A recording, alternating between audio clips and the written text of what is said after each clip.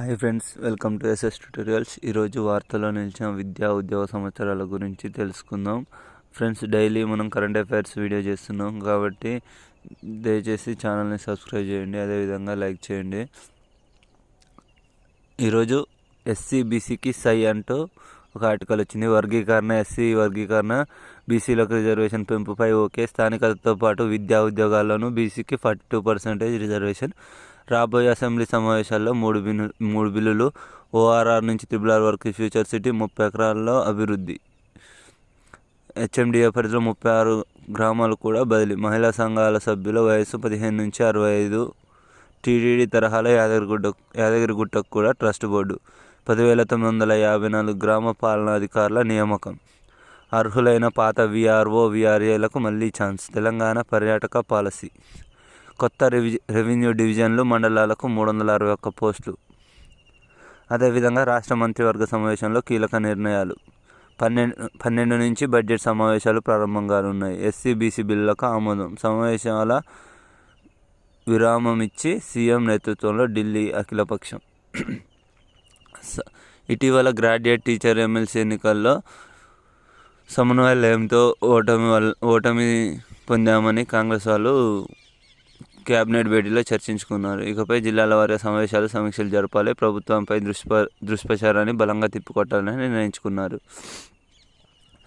BJP వాళ్ళు కాంగ్రెస్ కుట్ర ఫలించలేదు. ఎమ్మెల్సీ ఎన్నికల్లో ముఖ్యమంత్రి రేవంత్ దుష్ప్రచారాన్ని జనం పట్టించుకోలేదు. మంత్రులకు ప్రజలు కర్రు కాల్చి వాత పెట్టారు. ఉద్యమకారుల ఆంక్షలు నెరవేర్చింది బీజేపీనే.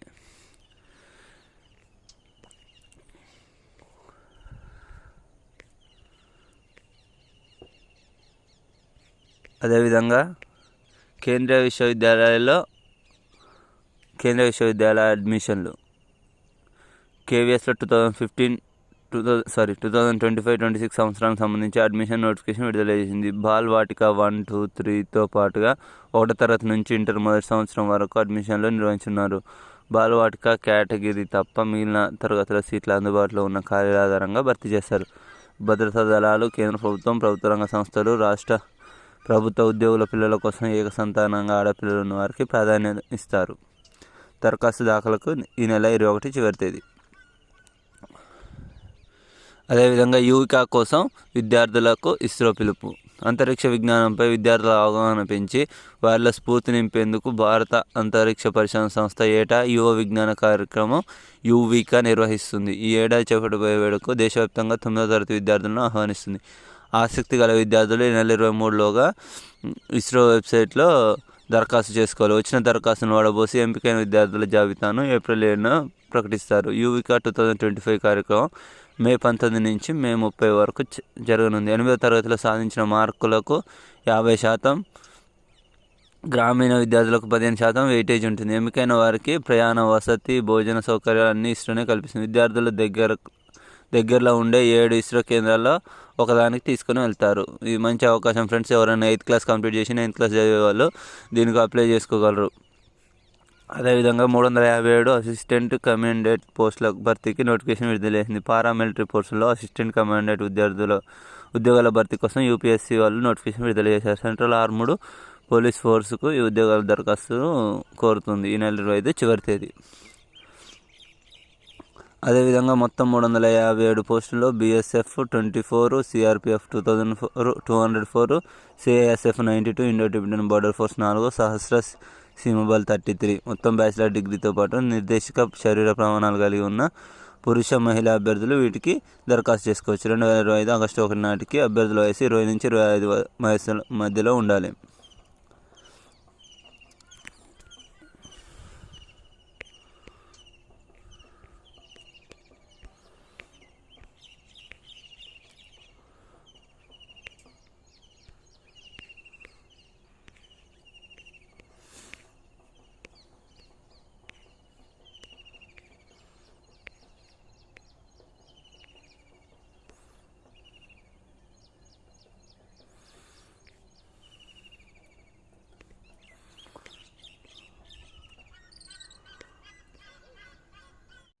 గ్రామానికి ఒక జీపీఓ. 10,950 గ్రామ పాలనా ఆఫీసర్ పోస్టులు. ప్రభుత్వ సలహాదారుడు జానారెడ్డి. సీనియర్ నాయకుడి ఇంటికి వెళ్లిన సీఎం రేవంత్ రెడ్డి. రాష్ట్రంలో తాజా రాజకీయ పరిస్థితులు. స్థానిక సంస్థల్లో బీసీలకు 42% రిజర్వేషన్, 37% రిజర్వేషన్ నిర్ణయం ఉపసంహరణ పన్ను. కొత్త రెవెన్యూ డివిజన్లు, నూతన మండలాలు 217 కొలువులు, 33 సెలక్షన్ గ్రేడ్ డిప్యూటీ కలెక్టర్లు, 10 జిల్లా కోర్టులకు 55 పోస్టులు మంజూరు. అదేవిధంగా ఎస్సీ వర్గీకరణ ముసాయిదా బిల్లుకు పచ్చజెండా. న్యాయపరమైన చిక్కులు లేకుండా తుది డ్రాఫ్ట్. ఉగాది నుంచి భూభారతి అమలు. ఈ నెల 12 నుంచి 27 వరకు అసెంబ్లీ సమావేశాలు. బీసీ రిజర్వేషన్ బిల్లుకు ఆమోదం. నదీ జలాల అంశంపై ప్రత్యేక కమిటీ. 30,000 ఎకరాల్లో ఫ్యూచర్ సిటీ ఏర్పాటు. ఒకే గొడుగు కిందికి మహిళా సంఘాలు. 27 పర్యాటక ప్రదేశాలను అభివృద్ధి చేయనున్నారు. డీలిమిటేషన్పై అఖిలపక్షం. 1335 గ్రామాలకు హెచ్ఎండిఏ విస్తరణ. కొత్తగా ఎఫ్సిడిఏ ఏర్పాట్లు.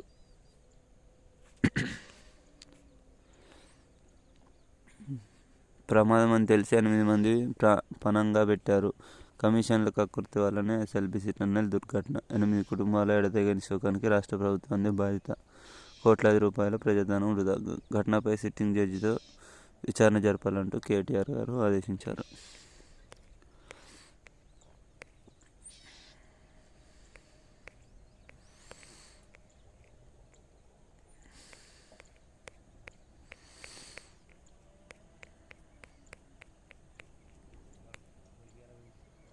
అదేవిధంగా మనకు నిపుణ పేపర్లో జియో నెంబర్ 36 చెల్లదని హైకోర్టు తీర్పు ఎప్పుడు ఇచ్చిందంటూ తెలంగాణ ఉద్యమ చరిత్రకు సంబంధించి ఒక ఆర్టికల్ ఇచ్చారు. దీన్ని ఒకసారి డీటెయిల్గా చదివే ప్రయత్నం చేయండి. అదేవిధంగా ప్రభుత్వ ఖాతాల కమిటీ అని దేన్ని అంటారు, దానికి సంబంధించిన ఇన్ఫర్మేషన్ ఇచ్చారు. పార్లమెంటరీ కమిటీలో ఒకటైనది ప్రభుత్వ ఖాతాల కమిటీ. దీన్ని ఎవరు నిర్వహిస్తారు ఏందనేది ఒకసారి చదివే ప్రయత్నం చేయండి. అదేవిధంగా పాలిటిక్స్ సంబంధించి సర్కారియా కమిషన్ ముఖ్యమైన సిఫారసులేంది, కేంద్ర రాష్ట్రాల మధ్య సంబంధాలకు సంబంధించి ఇది ఎప్పుడు ఏర్పాటు చేశారు, ఎందుకు ఏర్పాటు చేశారు అనేది ఒకసారి డీటెయిల్గా చదివే ప్రయత్నం చేయండి. అదేవిధంగా తరగతి గదిలో ఉపాధ్యాయుడు ఏ విధంగా ఉండాలి అంటూ తెలంగాణ టెట్ డిఎస్సి స్పెషల్ తెలుగుకు సంబంధించి ఒక ఆర్టికల్ ఇచ్చారు. అదేవిధంగా మనం ఆల్రెడీ నిన్న డిస్కషన్ చేసుకున్నాం. ఎన్ఐఆర్డిపిఆర్లో హైదరాబాద్లోని పీజీడిఆర్డిఎంలో కోర్సులో ప్రవేశాలు.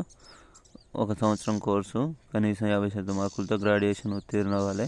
చివరి సంవత్సరం చదువుతున్న వాళ్ళు కూడా దరఖాస్తు చేసుకోవచ్చు. డిగ్రీలో పొందిన మార్కుల ప్రకారం షార్ట్ లిస్ట్ చేస్తారు. అదేవిధంగా సేమ్ పీజీడిఎం ఆర్ఎం కోర్సుల కోసం సేమ్ అదే 2 years కోసం నోటిఫికేషన్ విడుదలయ్యింది. దీనికి కూడా అర్హత వచ్చేసి 50% మార్కులతో గ్రాడ్యుయేషన్ పాస్ అయి ఉండాలి. షార్ట్ లిస్ట్ చేసిన అభ్యర్థులను గ్రూప్ డిస్కషన్ ఇంటర్వ్యూ ద్వారా ఎంపిక చేస్తారు. అదేవిధంగా మనకు బయాలజీకి సంబంధించి వాయునాళానికి దగ్గరగా ఉండే వినాళ గ్రంథం, నాడీ వ్యవస్థ సమన్వయం టాపిక్ నుంచి ఆర్టికల్ ఇచ్చారు. దీన్ని ఒకసారి డీటెయిల్గా చదివే ప్రయత్నం చేయండి. అదేవిధంగా సైన్స్ అండ్ టెక్నాలజీ సంబంధించి ఒక ఇంపార్టెంట్ ఆర్టికల్ ఇక్కడ ఇచ్చారు. జీవశాస్త్రానికి సంబంధించి నేలలో విచ్ఛిన్నమయ్యే పర్యావరణ హిత పాలిమర్ ఏది అని ఇచ్చారు. యూనివర్సల్ ఇమ్యూనైజేషన్ ప్రోగ్రామ్ గురించి ఇచ్చారు. దీని ఒకసారి ఇంపార్టెంట్ అయిన ఆర్టికల్ ఇది. ఒకసారి దీన్ని డీటెయిల్గా చదివే ప్రయత్నం చేయండి. అదేవిధంగా మనకు సీనియర్ రెసిడెంట్ పోస్టులు గుంటూరు జిల్లా మంగళగిరిలో All India Institute of Medical Sciences ఎయిమ్స్లో కాంట్రాక్ట్ బేసిక్లో మనకు సీనియర్ రెసిడెంట్ పోస్టుల కోసం నోటిఫికేషన్ విడుదలైంది. 69 పోస్టులకు దరఖాస్తు చివరి తేదీ వచ్చేసి మార్చి 15. ఎవరైనా ఇంట్రెస్ట్ ఉన్న వాళ్ళు అప్లై చేసుకుని ఇంటర్వ్యూ ద్వారా ఎంపిక చేస్తారు. అదేవిధంగా పూణేలోని బ్యాంక్ ఆఫ్ మహారాష్ట్రలో 20 పోస్టులకు గాను నోటిఫికేషన్ విడుదలైంది. ఎవరైనా అప్లై చేసుకునే వాళ్ళు ఉంటే అప్లై చేసుకోగలరు. అదేవిధంగా వర్డ్ ఆఫ్ ది డే. ఈరోజు వర్డ్ వచ్చేసి విజిలెంట్, అప్రమత్తంగా జాగ్రత్తగా ఉండడం అని అర్థం. దీని యొక్క సినానిమ్స్ వచ్చేసి వాచ్ఫుల్, అలర్ట్. యాంటోనిమ్ వచ్చేసి కేర్లెస్ ఆర్ నెగ్లిజెన్స్. అదేవిధంగా మార్చ్ 7 స్పెషాలిటీ వచ్చేసి జన ఔషధ్ దివాస్. ఈరోజు వచ్చేసి జనరిక్ మెడిసిన్ డే, జన ఔషధ్ దివాస్. అత్యధిక పన్నులు చెల్లిస్తున్న టాప్ 10 కంపెనీలు ఇవే. భారత ప్రభుత్వానికి ఆదాయాన్ని సమకూర్చే ప్రధాన మార్గం పన్నుల రాబడి. మన దేశంలో కార్పొరేట్ సంస్థలు ప్రజలకు ఉద్యోగ అవకాశాలు కల్పించడంతో పాటు ప్రభుత్వానికి పన్నుల రూపంలో విత్త వనరులను సమకూరుస్తున్నాయి. హురూస్ ఇండియా ఇటీవల బార్గన్ డే హురూన్ ఇండియా 500 నివేదికని 2024-25లో అత్యధిక కార్పొరేట్ పన్ను చెల్లించిన 500 కంపెనీల జాబితాను విడుదల చేసింది. ఇందులో రిలయన్స్ ఇండస్ట్రీస్ అగ్రస్థానంలో నిలవగా టీసీఎస్ రెండో స్థానంలో నిలిచింది. 500 కంపెనీల యొక్క మొత్తం విలువ 324 లక్షల కోట్లు. దీన్ని భారత జీడీపీ కంటే ఎక్కువ ఉంది.